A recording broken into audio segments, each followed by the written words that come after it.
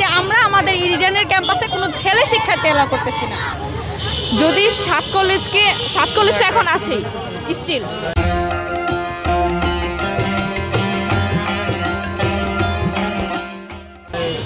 আপনার স্বতন্ত্র বিশ্ববিদ্যালয় যে হচ্ছে, স্বতন্ত্র বিশ্ববিদ্যালয়ের অধীনে গিয়ে যদি আমাদের এই নারী শিক্ষা প্রতিষ্ঠান যেটা 153 বছর ঐতিহ্য, এটা যদি আপনারা মানে কি বলে ঠিক জায়গায় এটা স্বকীয়তা যদি বজায় রাখতে পারেন, ইটস ওকে, আমাদের কোনো সমস্যা নেই।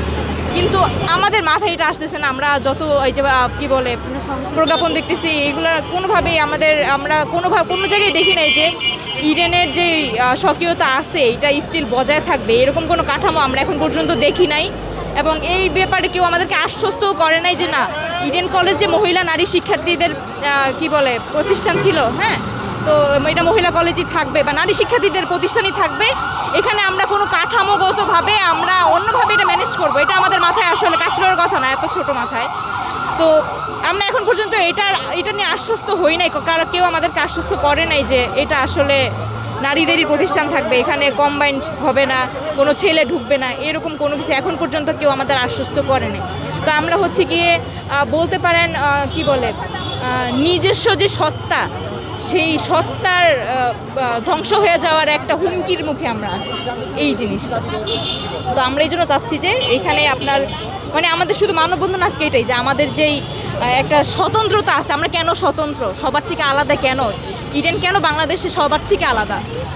অবশ্যই এটা হচ্ছে গিয়ে আপনার 150 বছরের যেই নারীদের ঐতিহ্য ধরে আসতেছে এবং এইটার যে শিক্ষা ব্যবস্থা সব কিছু মিলেই তো এটার আপনার হচ্ছে গিয়ে বাংলাদেশের স্বতন্ত্র, এটাই জন্যই তো আমরা চাচ্ছি যে এটা যেন বজায় থাকে। আমাদের আজকের মানববন্ধনের কারণ স্পষ্ট এবং একটাই, মানববন্ধনের কারণ স্পষ্ট এবং একটাই যে আমরা আমাদের ইডেনের ক্যাম্পাসে কোনো ছেলে শিক্ষার্থী এলাও করতেছি না। এটাই আমরা চাচ্ছি না এই ছেলে শিক্ষার্থী বা সহশিক্ষা ব্যবস্থা আমাদের ইডেন ক্যাম্পাসে আমরা চাচ্ছি না। এটাই আমাদের মানববন্ধন আজকে প্রধান ইস্যু। সহশিক্ষা হলে তো প্রবলেম আমরা তো সবাইকেই খুলে বলতেছি প্রবলেমগুলো। আমাদের ইডেন কলেজ হচ্ছে একটা মানে নারী শিক্ষা ব্যবস্থা, ঐতিহ্যবাহী একটা নারী শিক্ষা ব্যবস্থা, ঠিক আছে। এইখানে আমরা যখন কলেজ চুজ দিছিলাম, 7 কলেজ যখন ছিল, আমরা যখন আমাদের কলেজ চয়েস দিছি তখন 1 নম্বর ইডেন কলেজে 10টা সাবজেক্ট রাখছি, কারণ এইখানে খালি নারীরাই আছে। এবং এই আমার মতো এরকম এখানে হাজার হাজার শিক্ষার্থী আছে যারা কেবল 1 নম্বরেই ইডেন কলেজ রাখছিল, কারণ তাদের প্রধান চয়েস ছিল নারী শিক্ষা ব্যবস্থা আছে এমন কোনো শিক্ষা প্রতিষ্ঠানে তারা পড়বে। এবং আমাদের বাবা মারও ইচ্ছা ছিল তাই।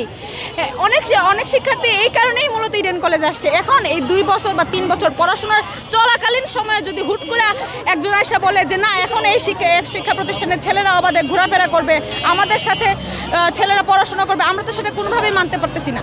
এবং আমাদের বাবা মারও এই নিরাপত্তাহীনতায় ভুগবে যে ওনাদের মেয়েদের মানে যে আস্থার সাথে বা একটা তারা তাদের রাস্তায় কী হবে সেটা নিয়ে ওনারা হয়তো বাবা, এমনও অনেকে আছে বাবা আগাই দেওয়া যাচ্ছে যে না, ক্যাম্পাসের ভিতরে ওনারা মানে নিরাপত্তায় ঢুকাই দেওয়া যাচ্ছে যে না, আমার মেয়ে এই ক্যাম্পাসে এখন সুষ্ঠু আছে, কারণ এখানে কোনো ছেলে শিক্ষার্থী নাই। এবং আমার সহপাঠী যারা ধর্ষণ কিংবা হ্যারাসমেন্টের শিকার হওয়ার কোনো ধরনের কোনো চান্সেস এখানে নাই, কারণ এখানে সব মেয়েরা, এখানে নিরাপত্তা বিঘ্নিত হচ্ছে। আপনি বললেন আমাদের ক্যাম্পাসে যদি ছেলেরা ঢুকে তাহলে সমস্যাগুলো কী কী? এটাই তো প্রধান সমস্যা যে আমরা আমাদের নিজের ক্যাম্পাসে অবাধে চলাফেরা করতে পারছি না, আমরা মানে সেফটিহীনতায় ভুগছি।